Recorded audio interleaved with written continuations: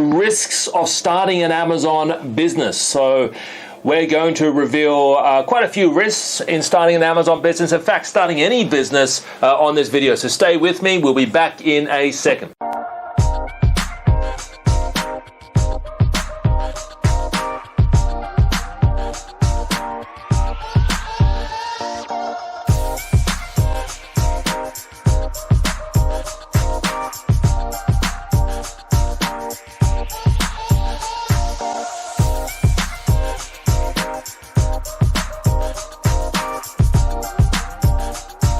Good to have you back. All right, so today's risks really in starting any Amazon business, selling anything, there's risks pretty much everywhere. Risks you could choose the wrong product. Risks that the Chinese manufacturers jump on. Trump could introduce another tariff tax, right? You could have your store shut down for no reason at all. You could have more competitors jump on, right? The suppliers could increase their price. There's so many risks involved in getting something started with Amazon, but that goes with any business. You could start a cafe down the road and have risks related to that. You could have employees quit. Maybe you can't find the right employees. Maybe there's not enough foot traffic going by.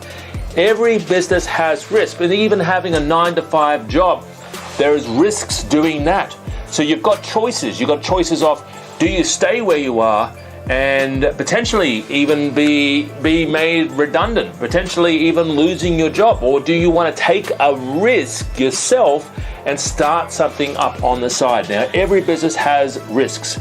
Even stores like Sears and Borders and like even Big W, Woolworths, right? Big W, Kmart, Target, David Jones, Myer, Telstra, they're all cutting staff. They're all hit pretty bad. And not just because of the coronavirus, but because just retail is down. Offline retail is down, right? People not walking to brick and mortar stores anymore. And it's not because of the coronavirus. This was happening way before the coronavirus. So there's always been risks involved. Now, Amazon, the risks of actually choosing a wrong product, right? If you have the right training and you can know what to look for and you're there for the long term, the long haul, and you're building a brand and you're doing everything right, there are still risks, but you mitigate those risks. Also, you're not buying massive amounts of stock. You don't want to be investing 10,000 units and buying stock like that. I say buy 50 units, buy 100 units.